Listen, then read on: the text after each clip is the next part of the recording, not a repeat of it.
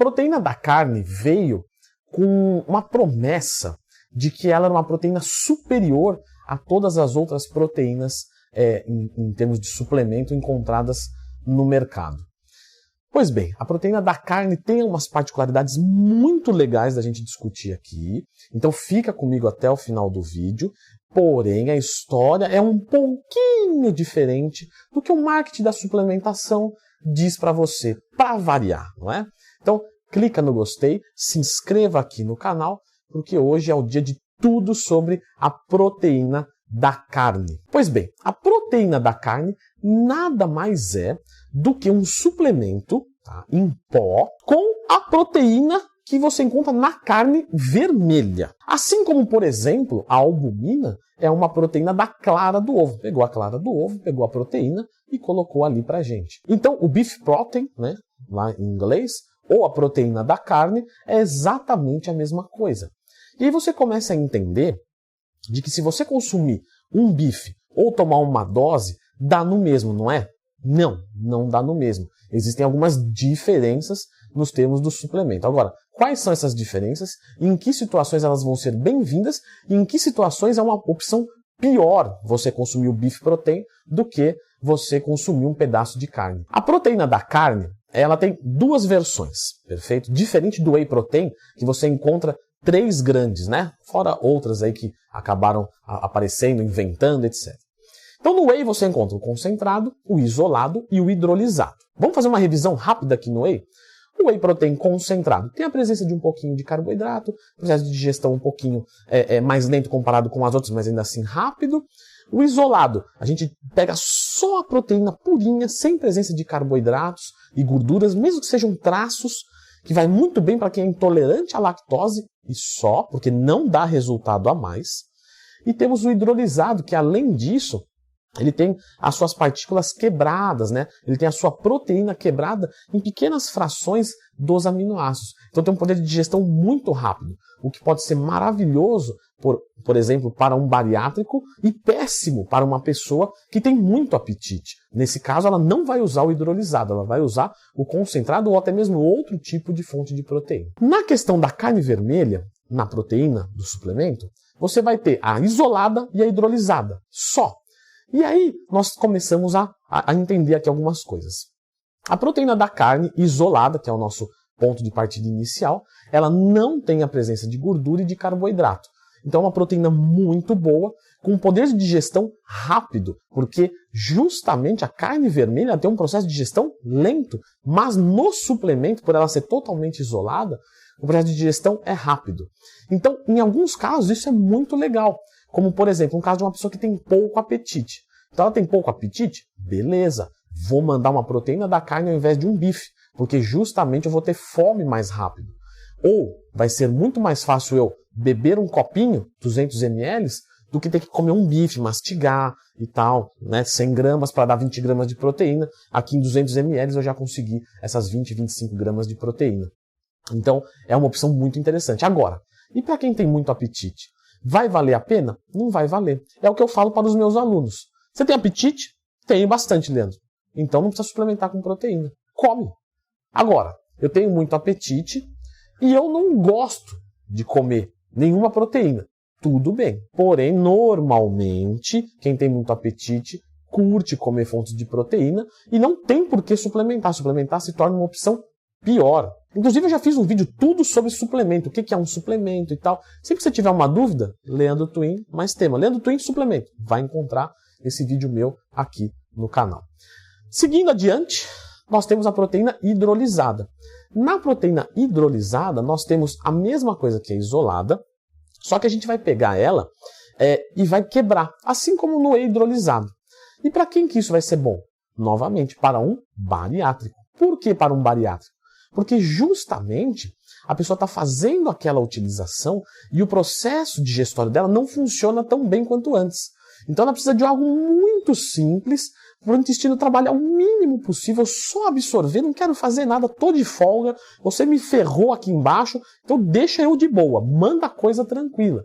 E claro, a pessoa não pode ficar sem proteína. O que ela vai fazer? Vai cortar todas as fontes de proteína? Não.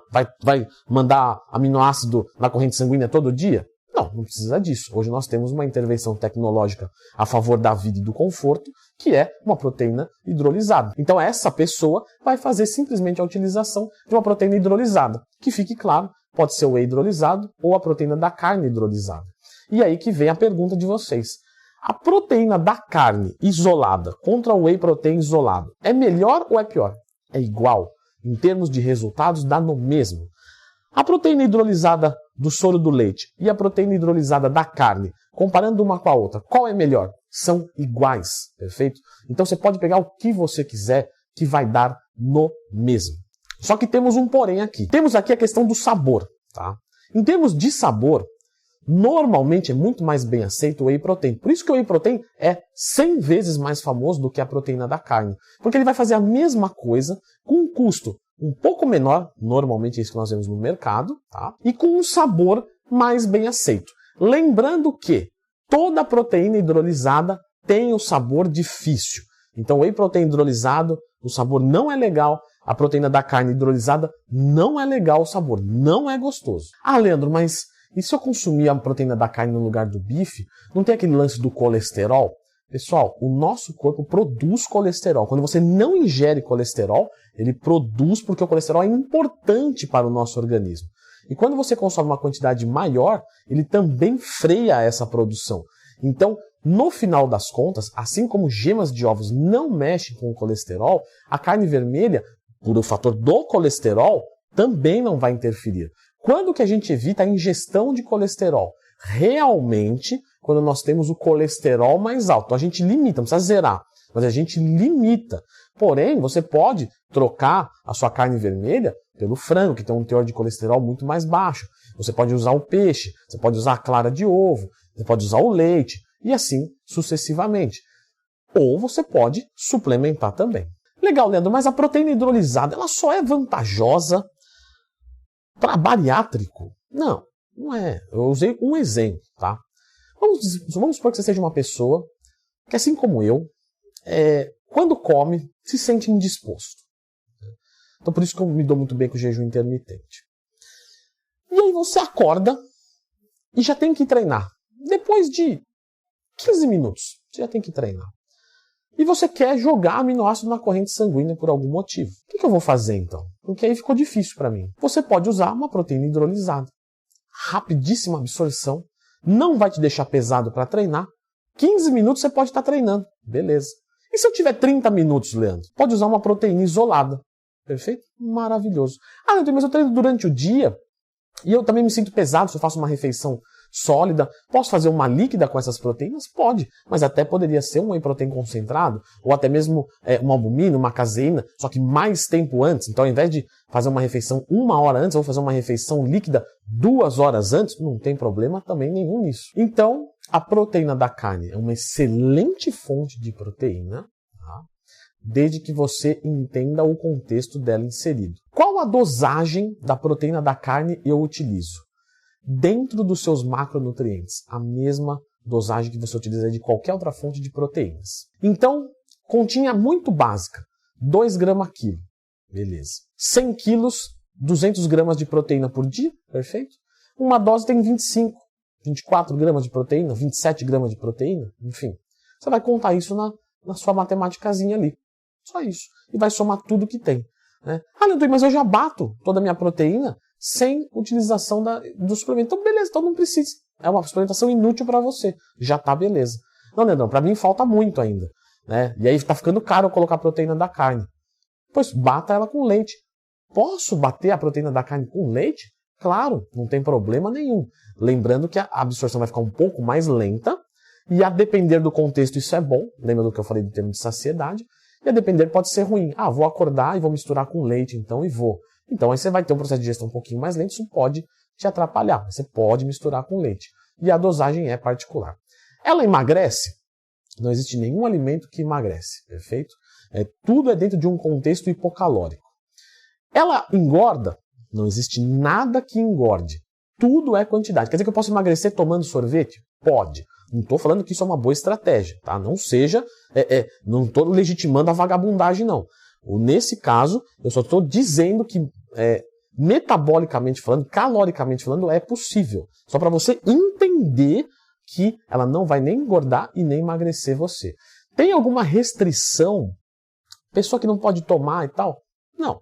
Qualquer pessoa saudável pode fazer a utilização bem tranquila da proteína da carne. Ela é uma boa proteína para pré e para pós-treino? Sim, podemos utilizá-la nesses dois horários, assim como o whey protein. Ela tem algum efeitinho colateral, como albumina? Dá gases, dá distensão abdominal? Não, nada do tipo. A proteína da carne, ela é bem tranquila. Como vocês podem ver, muito parecida com o próprio whey protein. Novamente eu afirmo. Por isso que ela não ficou tão popular, porque o whey protein já faz o que ela faz. Você pode querer variar, você pode querer ter duas coisas ali diferentes, mas isso na prática não vai mostrar diferença. Ela é tão boa quanto o whey protein. Ela tem creatina na sua composição e com isso vai dar mais força? Não. Nada que a gente possa contar, infelizmente. Quando você fala da suplementação de creatina, você está falando de uma coisa extra, né? Fora o que você come. Leandro, mas eu como um churrasco por semana. Tá, naquele dia você bateu a creatina do dia, só que você estourou a proteína, estourou o sódio, estourou a gordura.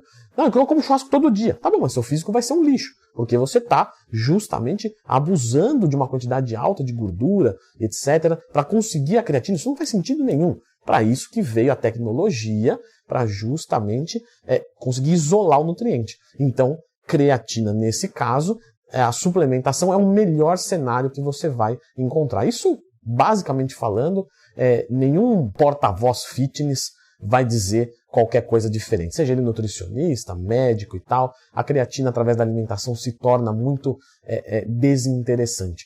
Eu adorei saber sobre a creatina. O que mais que ela pode fazer? Muito bem, vamos fazer esse link então. Tudo sobre a creatina aqui. Como tomar, se ela faz mal, não faz. Tudo. Clica nesse vídeo aqui.